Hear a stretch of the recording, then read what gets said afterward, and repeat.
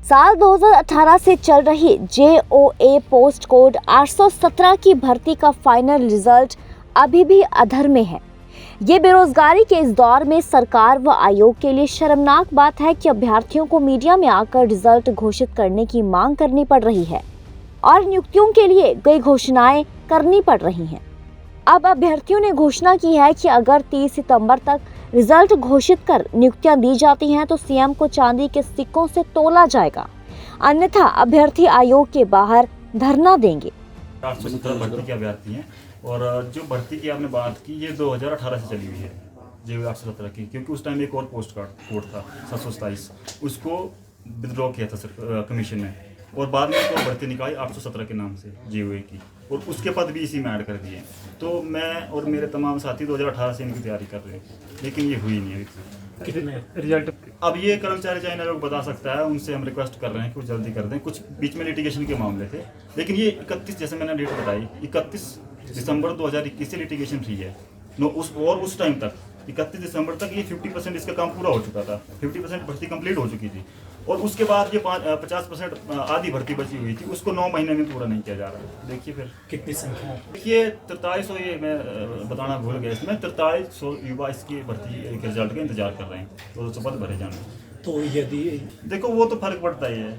ये दिखती सी बात है कि अगर आप 2018 से कोई भी भर्ती कंप्लीट नहीं करेंगे, 4 लाख से ज़्यादा युवा इसमें आवेदन किया कर वो भर्तियों की राह देख रहे हैं, इसके फाइनल रिजल्ट की राह देख रहे हैं, तो अगर मतलब ये नहीं होगा तो इसका फर्क तो पड़ेगा।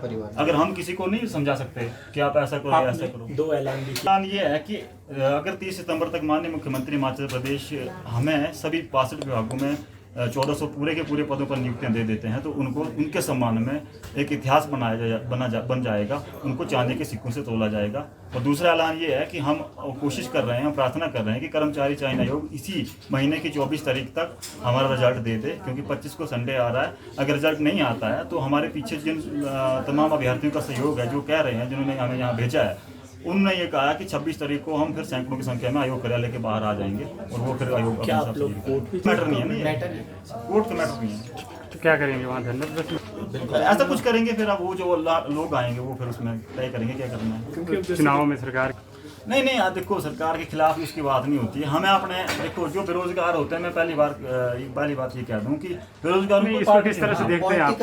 होता है, पॉलिटिकल मुद्दा हम नहीं करते हैं। हमें देखो आज ये मजबूरी है हमारी कि हम प्रेस क्लब में आ रहे हैं, हम लोग लाइब्रेरी के बंदे हैं, पढ़ने वाले लोग हैं लाइब्रेरी जब में। ये सरकार आपकी बात ही नहीं सुनेगी तो फिर भी आप जनता का अधिकार है ना। तो ये देखो ना, बात नहीं सुनेगी तो फिर लोग क्या करेंगे? आप तो ये तो बोलने की बात क्या है इसमें? ये तो लोग समझेंगे कि भाई आप नहीं सुन रहे हैं, 4 साल हो गए, कोई भर्ती पूरी नहीं होगी। तो अब आपको पता कि सबसे पढ़ा लिखा, आप ऑब्जर्वेशन करो, इसका IQ लेवल देखो, पूरे देश में सबसे पढ़ा लिखा और समझदार युवा हिमाचल में है। वो खुद सोचेगा कि क्या करना है फिर। अब हमारे कहने की भी बात क्या है इसमें, है ना जी?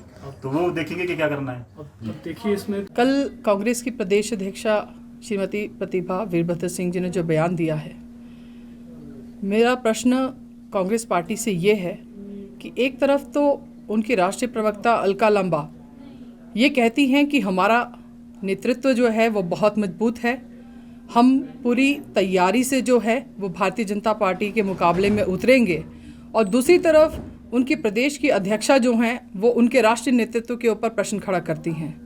और जहां अलका लांबा जी ने बात कही भारतीय जनता पार्टी के लिए कि भारतीय जनता पार्टी का तंबू उखड़ रहा है, तो मैं उनसे प्रश्न करना चाहती हूं कि अलका लांबा जी आप ये जवाब दें कि तंबू भारतीय जनता पार्टी का उखड़ रहा है या कांग्रेस का तंबू उखड़ रहा है।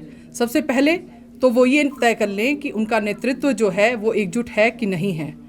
इतनी ही बात मुझे उनसे पूछनी है और यही मेरा प्रश्न है। मैं उनसे एक बार पुनः ये कहूँगी कि दूसरों का तंबू उखाड़ने से पहले अपने घर की जांच कर रहे हैं, और जिनके घर शीशे के होते हैं वो दूसरों के घरों पे पत्थर नहीं मारा करते। क्या सोनिया गांधी और राहुल गांधी जो है ध्यान नहीं देते हैं जो अपने से नीचे के हैं लोगों पे? देखिए ये उनका आंतरिक विषय है, उनकी पार्टी का प्रश्न है, उनके घर का विषय है। इस बारे में मैं कोई टिप्पणी नहीं करना चाहूँगी। जहाँ उनकी राष्ट्रीय प्रदेश की अध्यक्षा प्रतिभा जी उस पर प्रश्न करती हैं तो मैं समझती हूँ कि उनके घर का विषय है, उनका मामला है, वो आपस में तय कर लें कि उनका शीर्ष नेतृत्व कहाँ खड़ा है। और भारतीय जनता पार्टी के पास निसंदेह बहुत ही मजबूत नेतृत्व आज राष्ट्रीय स्तर पर है, प्रदेश स्तर पर है, और हम पूरी तैयारी से हम एक बार पुनः जो हम रिवाज बदलने की बात कह रहे हैं तो भारतीय जनता पार्टी की सरकार एक बार फिर से हम प्रदेश में बनाएंगे। इतनी बात मुझे आपसे कहनी थी। धन्यवाद।